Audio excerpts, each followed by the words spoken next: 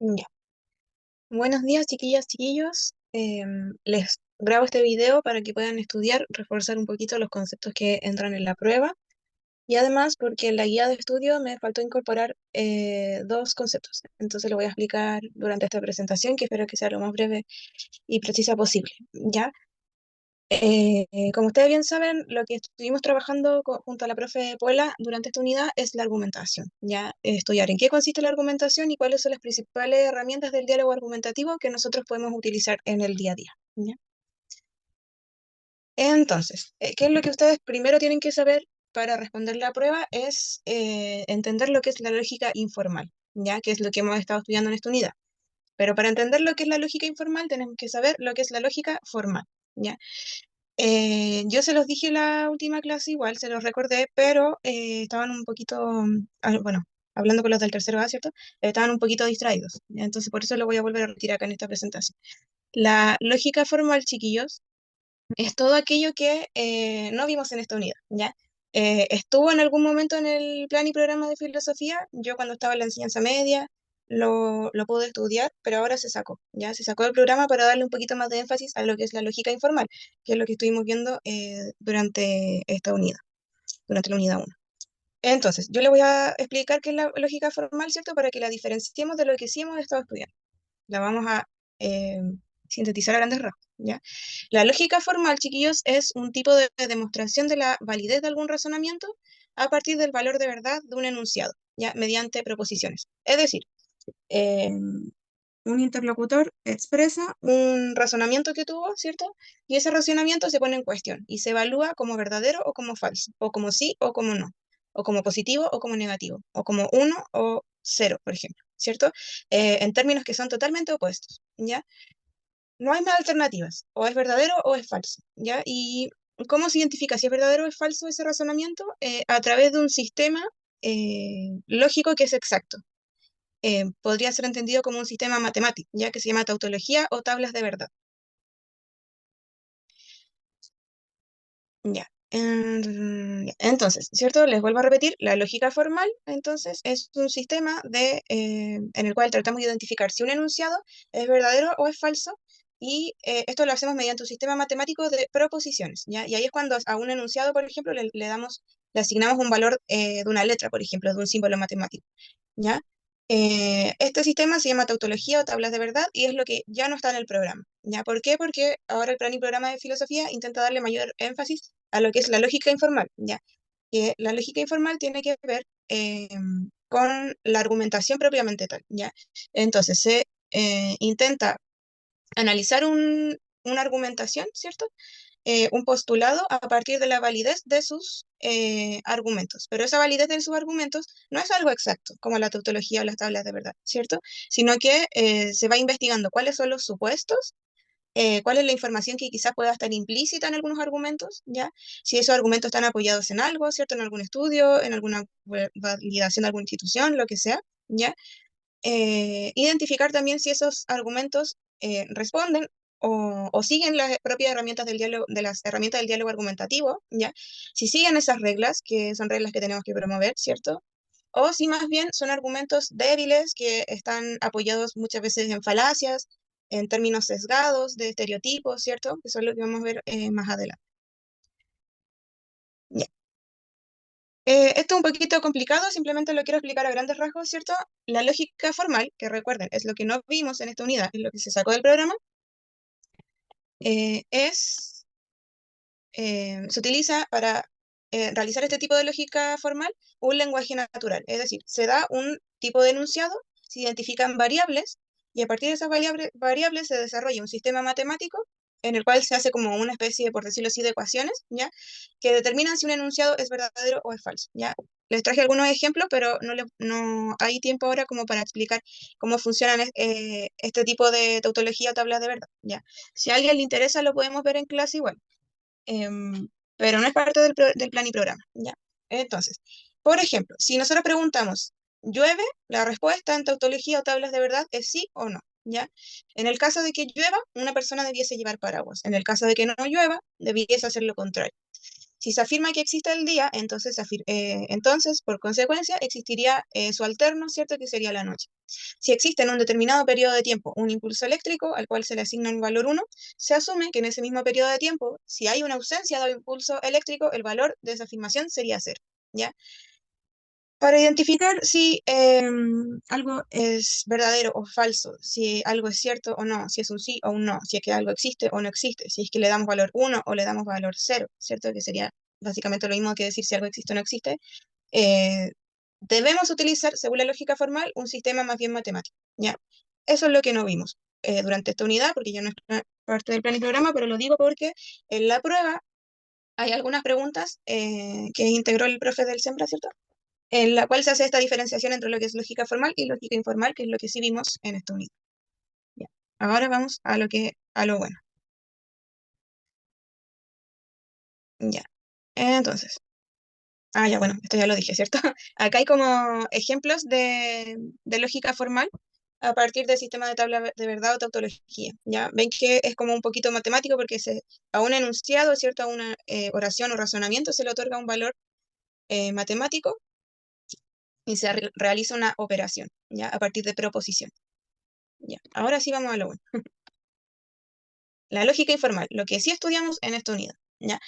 La lógica informal se basa en establecer premisas en torno a argumentaciones correctas. Es decir, tenemos que identificar en el diálogo argumentativo cuáles son los argumentos pilares o que sostienen un razonamiento, ¿cierto? Y ir desglosándolos y ir identificando sus supuestos, es decir, en qué se apoyan estos argumentos, para ver si realmente tiene lo que se conoce como fuerza probatoria, ¿ya? ¿Por qué les recuerdo esto? Porque también es una pregunta de prueba y aprovechen que le estoy soplando en ese sentido, porque también hay una pregunta sobre la fuerza probatoria, ¿ya? La fuerza probatoria, entonces, quiere decir la medida en que un argumento sirve como pilar, ¿ya? Déjeme ver la otra diapositiva, si está la imagen. No, todavía no. Bueno, pero la fuerza probatoria en el fondo es identificar si es que un argumento tiene los pilares necesarios para ser considerado válido, ¿ya? Y considerado válido en el contexto en el cual se desenvuelve, ¿ya? Es decir, que el argumento esté nutriendo el diálogo argumentativo en pos del objetivo de ese diálogo argumentativo. Recuerden que no todos los diálogos argumentativos tienen la misma finalidad, ¿cierto? En un tribunal de justicia, ¿cierto? El diálogo argumentativo va a ir en pos de resolver un conflicto de la manera más justa posible, ¿cierto? Y de acuerdo a leyes. Pero no sigue las mismas pautas, ¿cierto? No tiene el mismo objetivo que puede tener un diálogo argumentativo con su familia, decidiendo cosas sobre su futuro académico, por ejemplo. Donde ustedes, no sé, a lo mejor tienen que plantear a sus padres que quieren estudiar una carrera que a ellos no les parece, por ejemplo. Y tienen que ir negociando ciertas cosas, exponiendo sus argumentos, ¿cierto? Reflexionando en pos de un objetivo que sería encontrar la alternativa que a ustedes más les beneficie, ¿cierto? Entonces, la fuerza probatoria quiere decir como la medida, ¿cierto?, en que los argumentos que sostienen una argumentación, ¿cierto?, un diálogo argumentativo, son lo suficientemente fuertes para darle validez, ¿ya? Por ejemplo, en la clase anterior, yo les di el ejemplo, ¿cierto?, de la década de los 90 en Chile, cuando se empieza a cuestionar un poquito, o se empieza a denunciar a la Iglesia Católica por ciertos casos de abuso sexual cometidos por sacerdotes, obispos, etc. ¿Ya? Abuso sexual hacia niños o adolescentes.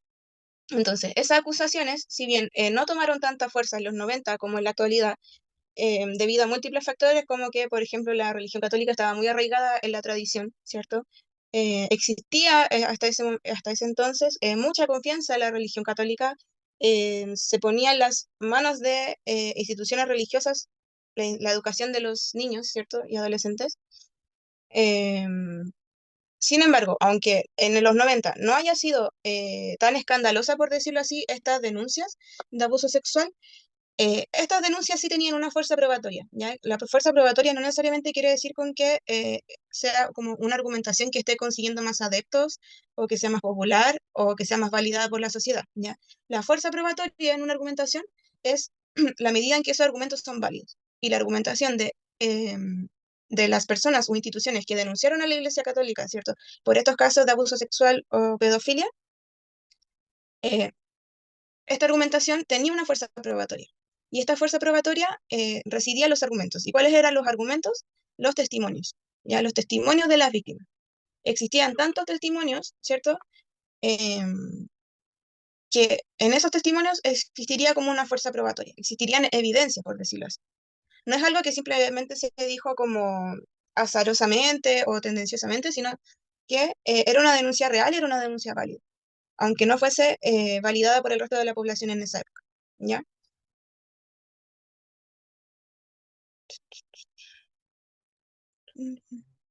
Ya. Este es uno de los conceptos chiquillos que a mí se me fue poner en la guía, así que atención acá porque también es una pregunta de prueba, por eso lo agregué en este video. El concepto de sospecha en filosofía, ¿ya? Es un concepto que vimos en la unidad 0, ¿ya? Pero lo agregué acá porque también está en una pregunta de prueba de la unidad 1. El concepto de sospecha en filosofía es como uno de los pilares bases de la disciplina, ¿ya? Por eso lo vi, creo que, si no me equivoco, en la primera clase de la unidad 0. La sospecha tiene que ver con, con esta capacidad del ser humano de ir descubriendo los supuestos, de ir escudriñando, por ejemplo, en las cosas que se nos plantean como verdaderas u obvias, ¿ya? E ir poniéndolas en cuestión no solamente como para decir que no son ciertas, eh, o no sé, volverse, por así decirlo, quizás un poquito antisistema, ¿ya? No necesariamente va en esa lógica, sino em, cuestionar las cosas que nos plantean como verdaderas u obvias, ¿cierto? Para desarrollar nuestra capacidad crítica, ¿ya? Frente a la realidad. Y en el fondo, revisando las argumentaciones o los pilares en los que se sostiene lo que nos plantean como verdadero u obvio, es que nosotros vamos a poder desarrollar nuestra capacidad crítica y vamos a poder determinar lo que nosotros creemos como válido, ¿ya? A eso se refiere como con esta sospecha, ¿ya? Tiene que ver con lo que yo les decía en la primera clase de la asignatura, ¿cierto? Con que la disciplina busca también incentivar esta capacidad de asombro de los seres humanos, que muchas veces nosotros tenemos bien despiertos cuando somos niñitos, ¿cierto? Que estamos constantemente preguntando por el origen de las cosas, por qué suceden ciertos fenómenos, ¿cierto? Y que en la medida en que nos vamos haciendo adultos vamos perdiendo un poquito esa capacidad. Entonces la idea es que a partir de esta disciplina nosotros constantemente estemos cuestionándonos sobre los supuestos, ¿cierto? Es decir, sobre los pilares que sostienen ciertas argumentaciones que a nosotros nos dicen que son verdaderas o que a nosotros nos dicen que son obvias, ¿ya? Identificando si son válidas o no. En el fondo, la sospecha sirve como para no creer a ciegas todo lo que nos plantean, ya sea una religión, una institución, una autoridad, etc. Esperen un poquito.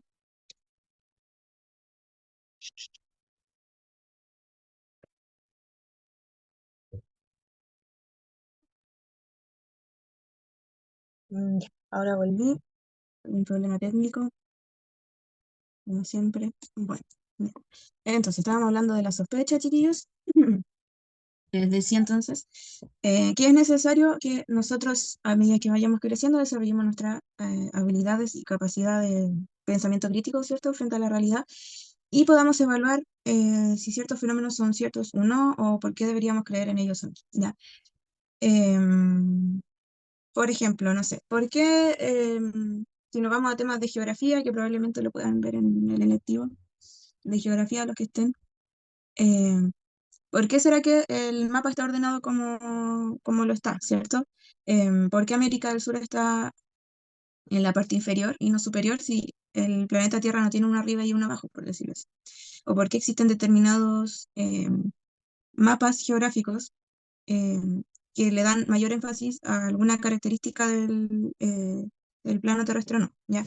Hay algunos que plantean que o hacen ver más grandes a continentes que no son más grandes, o hacen ver a países más grandes, ¿cierto? Que no son tan grandes en realidad, de acuerdo a cuánto se busca que esas potencias se impongan como hegemónicamente en el mundo, ¿cierto? ¿Por qué las cosas se ordenan de esa forma? ¿Por qué debemos creer en el viejito pascuero? ¿Por qué debemos creer que cuando se nos cae un diente viene un ratoncito y nos deja una luca? ¿De dónde vienen esas tradiciones? ¿Son reales o son tradiciones? Y si son tradiciones, ¿de qué tradiciones vienen? ¿Por qué yo debería creer en ellas todavía? ¿Por qué se siguen celebrando? ¿Lo quiero yo replicar en la crianza de mis futuros hijos, por ejemplo? No sé, etcétera, ¿cierto? Todos los que nos planteen como verdadero, como obvio, La idea es que nosotros a partir de esta disciplina lo vayamos poniendo en cuestión. Ya. Esto es muy importante, atención acá, otra pregunta de prueba. Eh, si bien la lógica informal, ¿cierto? Sería como la lógica de las buenas razones, es decir, la lógica en la cual identificamos si un argumento es válido o inválido de acuerdo a cómo vamos a ir descubriendo.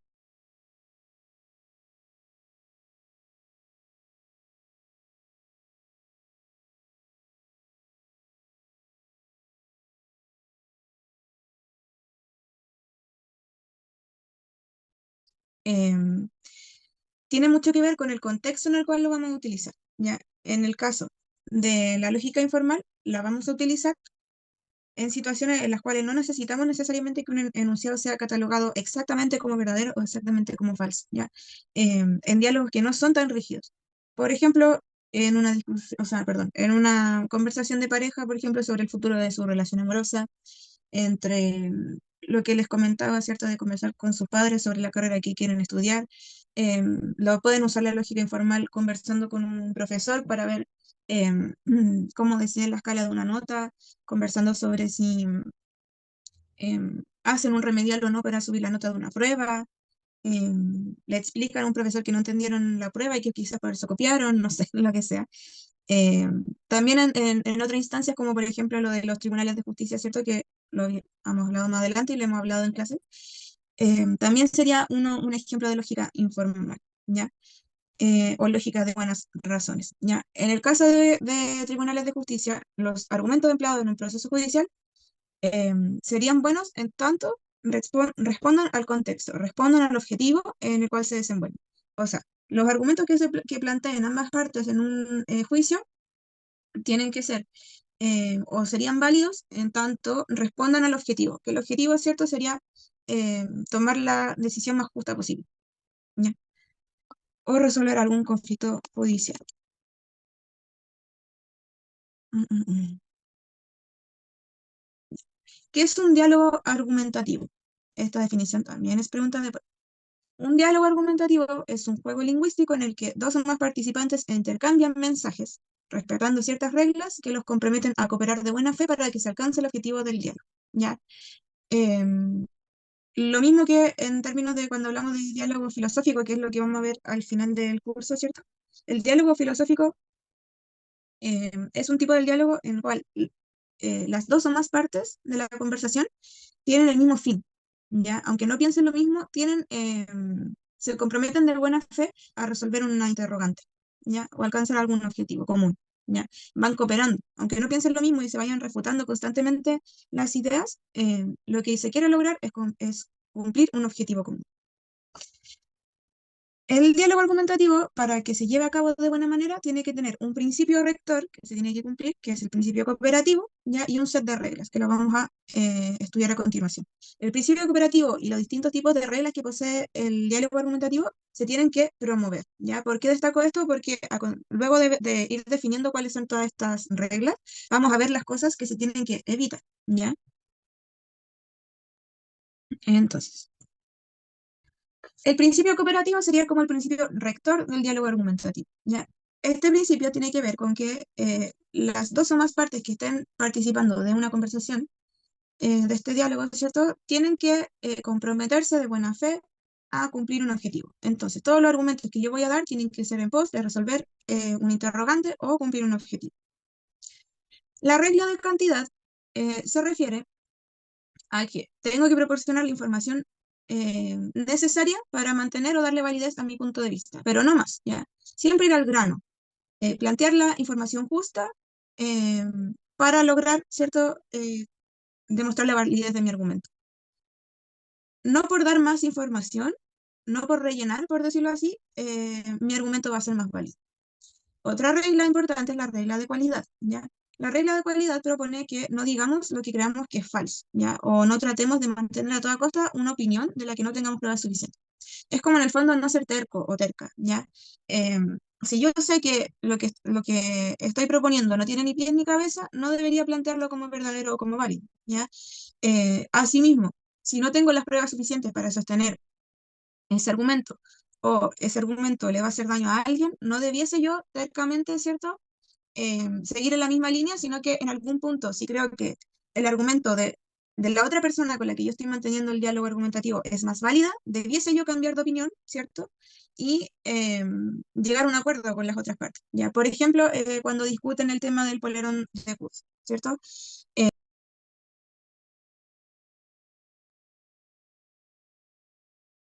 Ya, perdón, ya. Si Juanito y Pepito tienen dos temas para el polerón, ¿cierto? Ese cual sea el tema, en fin. Si a Juanito le gusta el tema que plantea Pepito, pero va a llevarle la contra solo porque Pepito le cae mal, eso estaría incorrecto, ¿cierto?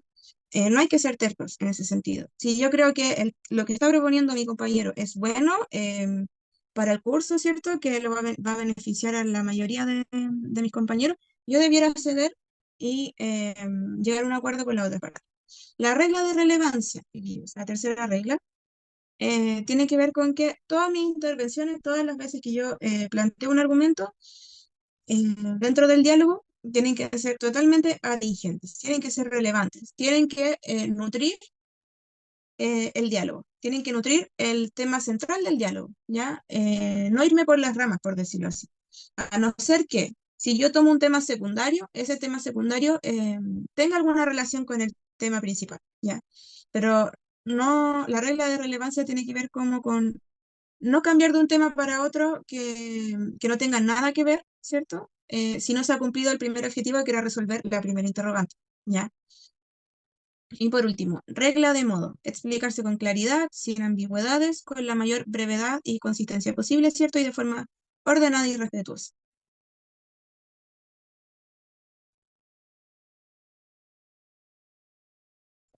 Ya. Ahora vamos a ver rápidamente que, porque esto es como lo que más tiene fresquito, ¿cierto? ¿Cuáles son los errores o violaciones del diálogo argumentativo? Pero creo que se me está acabando el tiempo, así que voy a hacer otro video para esto. Entonces, hemos vuelto entonces para hablar de lo que no debemos hacer, ¿cierto? De lo que debemos evitar.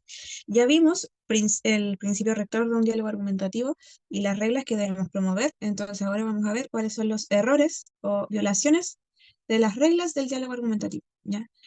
Lo que debemos evitar. Estos son los términos aseguradores, los términos protectores, términos sesgados y las definiciones persuasivas, ya lo que vieron en la clase 2 con la profe Paul, que ahora lo quiero reforzar para que les vaya un poquito mejor de lo que les fue en la prueba anterior, ¿ya? Entonces, término asegurador. El término asegurador es cuando alguien quiere presentar como seguro una opinión y evitar que su interlocutor le pida mayores razones, ya, para poder apoyar ese argumento. Suelen utilizar términos aseguradores. Es como una forma de no prolongar la conversación, de abreviarla y de introducir afirmaciones sin pruebas, ¿ya? Sin someterlas a discusión. Por ejemplo, estudios científicos prueban que es de sentido común que es evidente que, ¿ya? Si yo digo estudios científicos prueban que, sin nombrar los estudios científicos, sin dar pruebas concretas, ¿cierto? O es decir, de sentido que, o sea, o validar un argumento solo por decir que es de sentido común, o que la mayoría lo ve así, o que es evidente, estoy asegurando la veracidad de algo y un, poniendo como un signo pares a mi interlocutor para que no me pregunte por la validez de aquel argumento. ¿Ya? Un término protector, eh, por ejemplo, sería una forma de proteger nuestras opiniones de las críticas, ¿ya? Pero presentándolas con menos fuerza o menos alcance, ¿ya? Si el término asegurador es como asegurar completamente que algo es cierto, un término protector sería como un punto intermedio, como hablar en condicional, ¿ya? Por ejemplo, un término protector sería probablemente tal cosa, quizás sea cierto, ¿ya? Como yo estoy diciendo probablemente o quizás, de alguna forma mi interlocutor no me puede cuestionar, ¿ya? Porque si yo digo que algo es probable o que quizás sea cierto, no estoy afirmando con veracidad que sea cierto, ni tampoco lo estoy negando, estoy como en un plano intermedio. Es una forma de proteger el argumento, ¿ya? Pero no lo valida, por eso también tenemos que evitarlo. Entonces, tenemos que evitar los términos aseguradores y los términos protectores. También tenemos que evitar los términos sesgados, que sería una estrategia persuasiva en la cual planteo razonamientos apoyados en argumentos que pueden contener tanto de manera explícita como implícita algún prejuicio o sesgo ideológico. Cuando digo explícita me refiero a una forma evidente, ¿cierto? Y cuando hablo de algo implícito me refiero a algo que no es evidente, ya que quizás alguien en una frase o en un discurso dijo algo que, no sé, por ejemplo, discrimina a un grupo de la población, ¿cierto? Pero no lo dijo de manera explícita, no lo dijo de manera evidente, sino que lo dio a entender, ¿cierto? Ese dar a entender como por debajo, solapadamente, es algo implícito, ¿cierto? En los términos sesgados se incluyen ciertos prejuicios hacia distintos grupos humanos que suelen ser grupos humanos históricamente discriminados, por decirlo así, y algún sesgo ideológico. Es decir, que en mi argumentación ya deja entrever eh, la influencia de alguna ideología, ¿ya? Y que en este caso podría ser una ideología discriminatoria hacia diversos grupos humanos, ¿ya? Y por último, tenemos que evitar también lo que se conoce como definiciones persuasivas, que corresponden a una argumentación apoyada en alguna definición o caracterización que recurre a la exageración de un rasgo, ya como que algo es muy bueno o algo es muy malo, ya, pero sin tener un pilar en esa argumentación, sin tener una fuerza probatoria de argumento, sino más bien a partir del realce del mismo argumento entregado. Por ejemplo, decir que el celular es maravilloso, que es la mejor invención de la humanidad y su utilidad es al 100% al servicio del ser humano, o decir que el celular es lo peor que le ha ocurrido a la humanidad y que no genera beneficio alguno, ¿ya? Al exagerar un rasgo como positivo o negativo, estoy generando una definición persuasiva que no necesariamente es válida o se sostiene en pilares argumentativos válidos, ¿ya? Un término sesgado, ¿cierto? Lo que habíamos visto recién, son todo lo que engloba los prejuicios y los estereotipos y la discriminación hacia cierto grupo de la sociedad. Ya. Antes de pasar a ver las falacias, y ya que hablamos de las fuerzas aprobativas, de los argumentos, quiero mostrarles una diapo que en el video anterior no se cargó por problemas técnicos, que es esta. ¿Ya? Yo les había puesto las bases de la construcción, por ejemplo, ¿ya? Para hacer esta metáfora con la fuerza probatoria de los argumentos, ¿ya? La fuerza probatoria de los argumentos quiere decir la medida en que esos argumentos tienen los pilares suficientes y estos pilares son lo suficientemente fuertes para darle validez, ¿ya? Como serían como las bases o los cimientos de una casa, pero llevado metafóricamente a la argumentación, ¿cierto? Ya, después de este breve paréntesis, volvemos a las cosas que debemos evitar en la argumentación, ¿ya? Las falacias argumentativas. Estos son distintos errores de argumentación, ¿cierto? Pregunta de prueba, ¿cuál es el origen etimológico de esta palabra? ¿Ya? Esta palabra proviene del latín, significa mentira o engaño, ¿ya? Con el cual una persona o un grupo humano pretende dañar a otra persona o a otro grupo humano obteniendo algún beneficio. Generalmente sin que la contraparte se dé cuenta, ¿ya? No le preocupa dañar a otros para conseguir lo que se desea.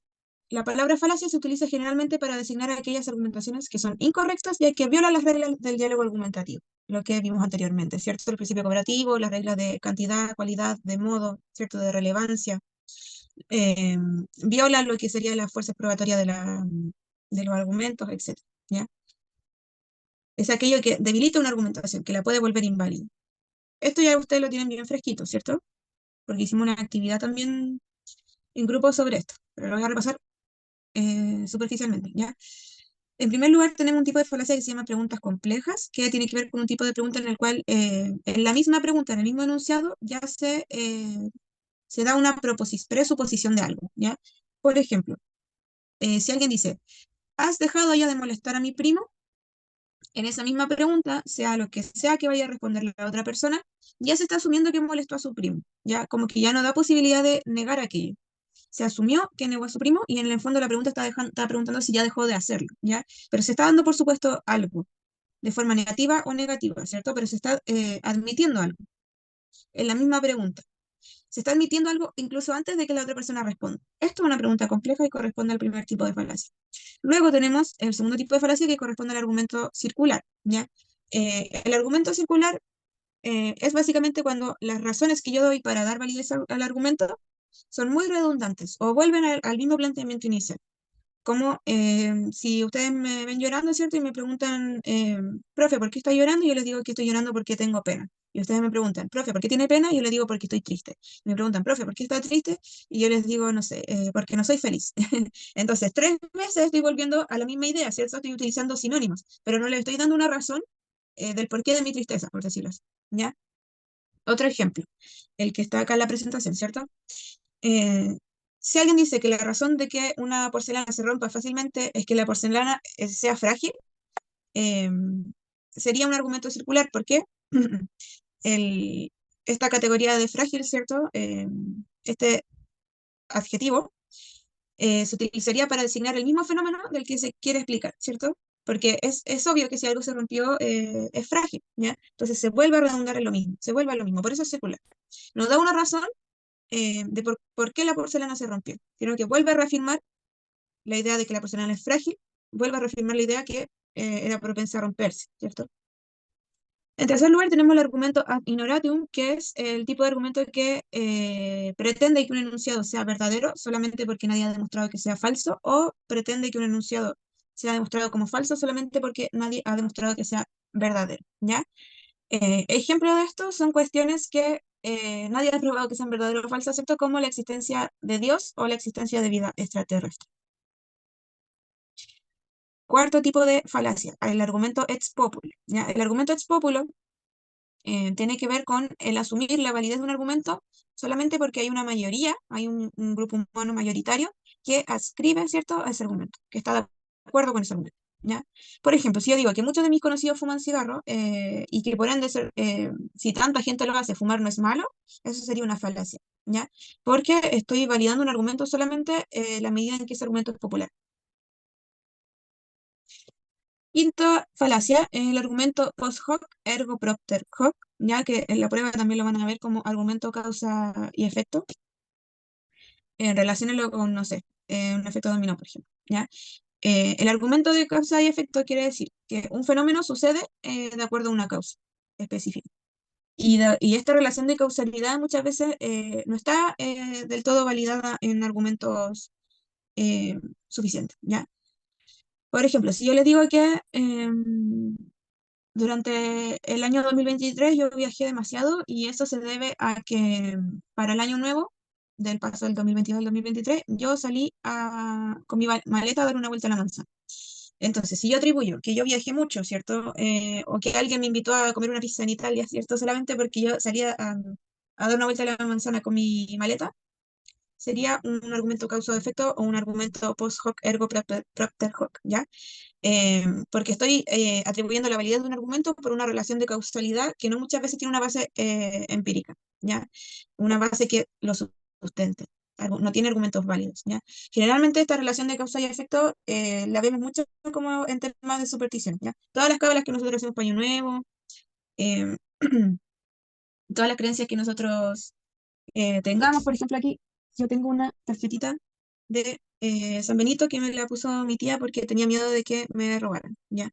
Porque yo salgo muy temprano en la mañana y por aquí es un poco peligroso.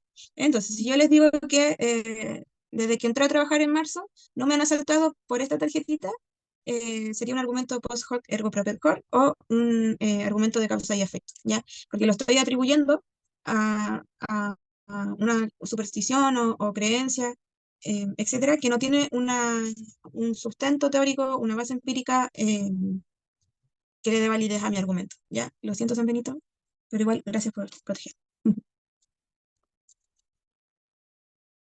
Ya. Luego tenemos el argumento de autoridad. Este tipo de falacias intenta defender una opinión sin presentar las pruebas pertinentes, ¿ya? Apelando solamente a la autoridad que la defiende.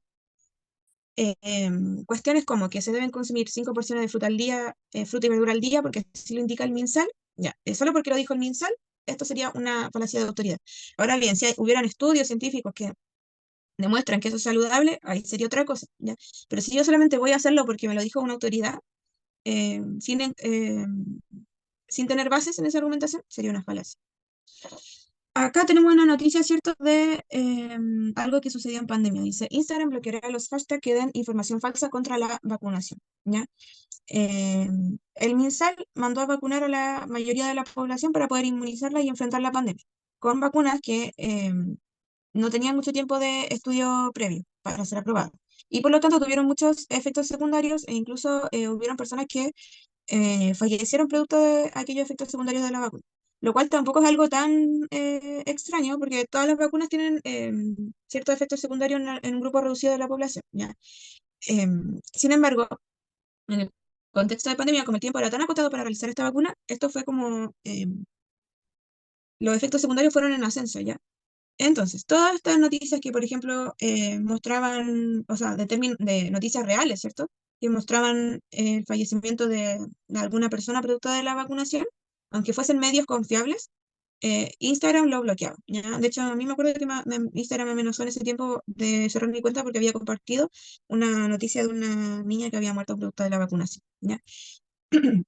Y se catalogó, ¿cierto? O sea, este titular, por ejemplo, dice, Instagram bloqueará la información contra la vacunación que es falsa, ¿ya? O sea, se está como entregando un titular que es tendencioso porque ya se está asumiendo que esta información es falsa, ¿ya?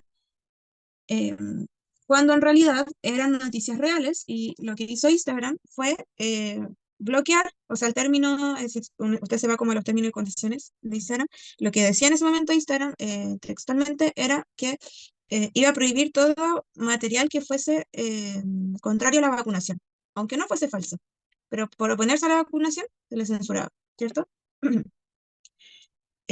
¿Por qué les traigo como este ejemplo? Porque puede que a lo mejor no hayan habido pruebas suficientes ni estudios suficientes para demostrar que una vacuna realmente iba a generar una inmunización sin afectar a ciertos grupos de personas.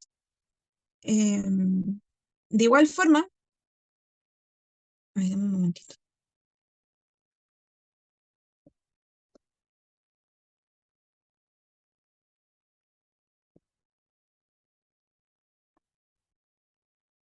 Ya, entonces, como les decía, ¿por qué les traigo esta noticia, chiquillos?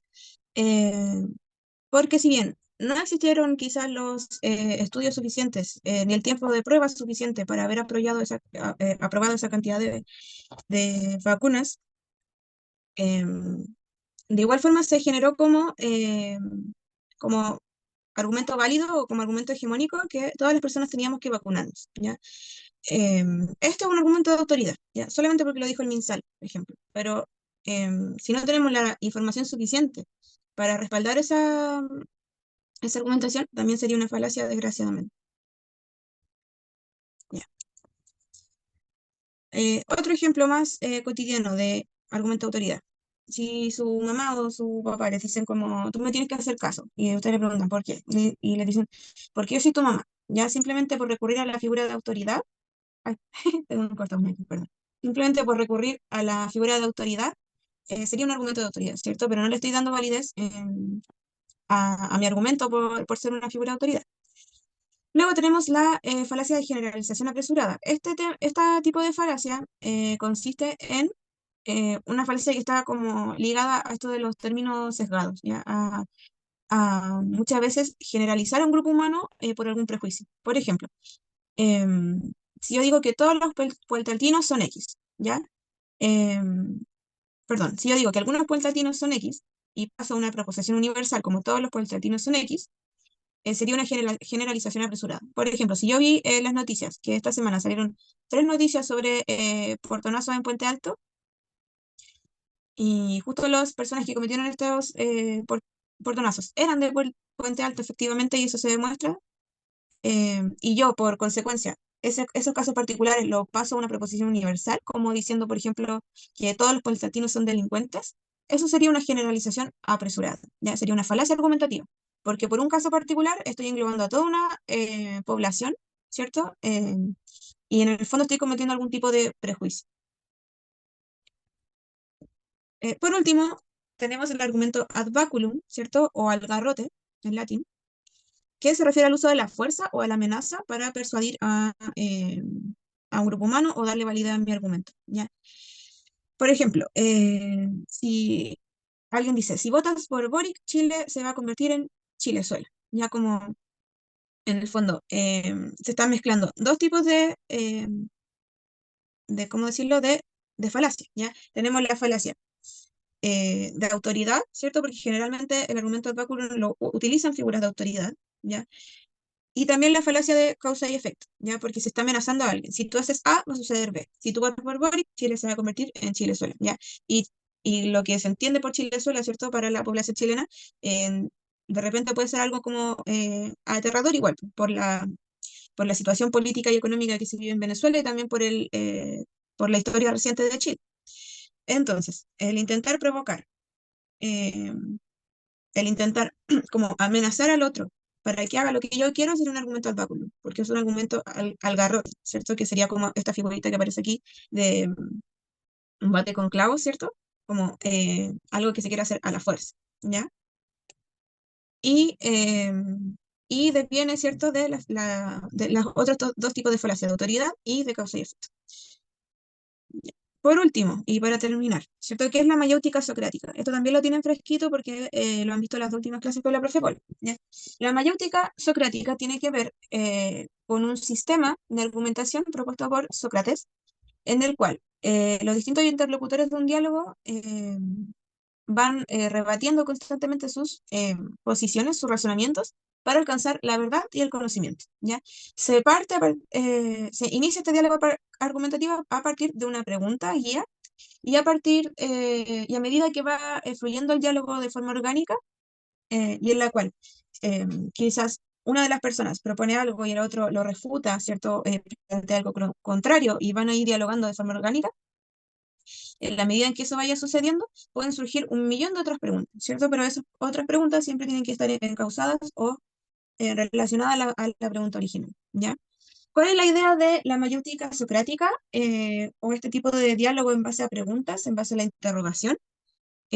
Poder ir interiorizándonos de los supuestos de algo, ya como lo que hablábamos al principio sobre la idea de sospecha en filosofía, ¿cierto?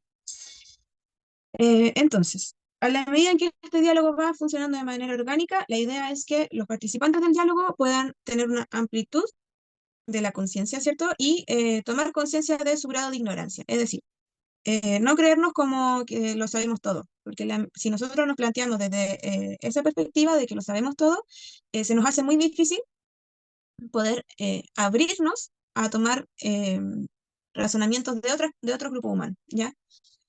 Entonces, la conciencia de la ignorancia tiene que ver con darse cuenta de que quizás no todo es como yo lo creo, ¿cierto? Ni que no todo lo que yo pienso es correcto, ni que todo lo que me han dicho es lo correcto, ¿ya? Sino que a partir del diálogo, a partir de la mayéutica, a partir del diálogo de preguntas, ¿cierto? Puedo generar una búsqueda conjunta y dialógica entre el emisor y el receptor para buscar la verdad, ¿ya? Para estimular nuestro propio pensamiento y llegar a nuestras propias conclusiones. Ya, entonces, ¿cuál es su importancia? Para resumir, promover el pensamiento crítico, ¿ya? Porque vamos cuestionando constantemente ciertas afirmaciones, desarrollando nuestra capacidad de analizar ideas de manera crítica y reflexiva. Fomentar el aprendizaje activo, ¿ya? ¿A qué me refiero con esto? A que la mayéutica no se trata de recibir solamente conocimientos de forma pasiva, y no se trata como de absorber un conocimiento que otro me da, sino que participar de forma activa de ese conocimiento. Es decir, yo también puedo construir conocimiento. Puedo ser parte de ese descubrimiento de conocimiento y puedo ser parte de esa búsqueda de la verdad, ¿ya? Ahí va esa diferenciación que la profe de Paula les hacía entre aprender y aprender con H, ¿cierto? Cuando nosotros aprendemos, ¿cierto? Lo estamos haciendo un poco como de forma pasiva, ¿ya? Por ejemplo, si ustedes solamente se quedaran como con la información grabada de lo que, no sé, la profe Paula y yo les decimos, eso sería aprender.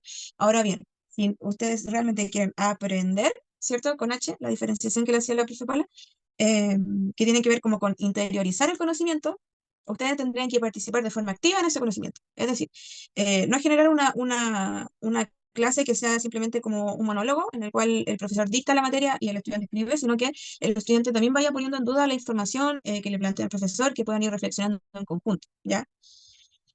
Em, Después, desarrollar la humildad intelectual, ¿cierto? La capacidad de poder reconocer nuestra propia ignorancia es fundamental para generar una humildad intelectual y en la medida en que nosotros seamos conscientes de que no lo sabemos todo, vamos a poder ser parte de un aprendizaje continuo, ¿ya?